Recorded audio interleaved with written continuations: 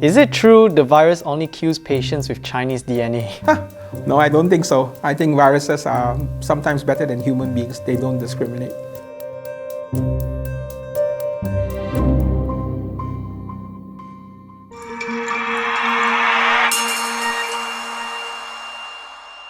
Is it true that some people with the virus don't get sick at all? They don't even show fever or flu symptoms. We have picked up people who were well, but they did have the virus from their throat. So yes, there are patients who are well or maybe even with hardly any symptoms.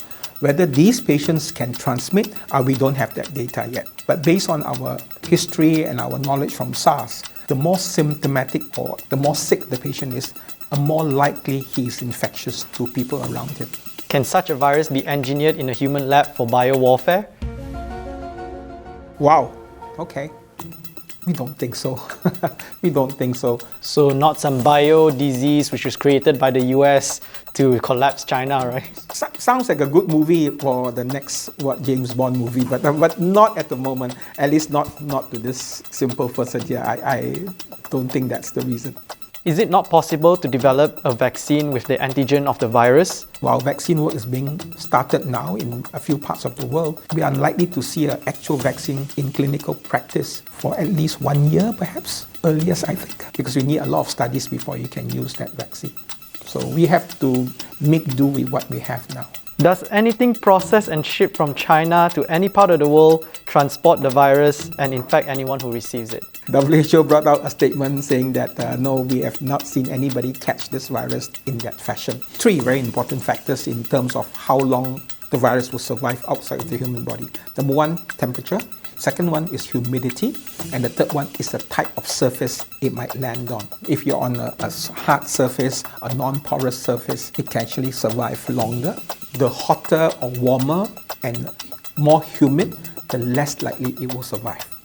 That's why people are now hoping that the temperature will increase in spring or summer and this will die down. So I know they send stuff over very fast, but I don't think they send things that fast. So I think it's probably okay. For passengers in an airplane, if there is one or more asymptomatic infected person, what are the risks of infection? As a rule of thumb, if somebody on the plane has been found to be positive, they normally screen the row in front of them and the row behind them and 2 seats on the left and right.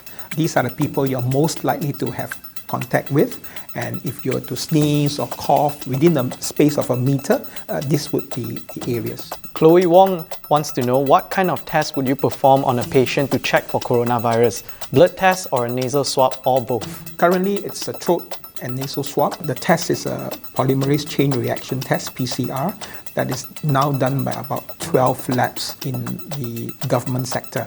At this point, how long does it take for me to see the results? In the hospitals, from what I have been told and what we have heard, normally less than a day, depending what time the specimen was taken. Okay, my questions.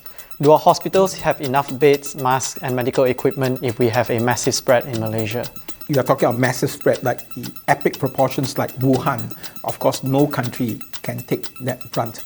That's why many years ago, after the H1N1 pandemic, WHO recommended all member countries, Malaysia was included, to come up with the pandemic preparedness plan document. And I'm sure all ministries of health will be going through their preparedness plan again, just in case.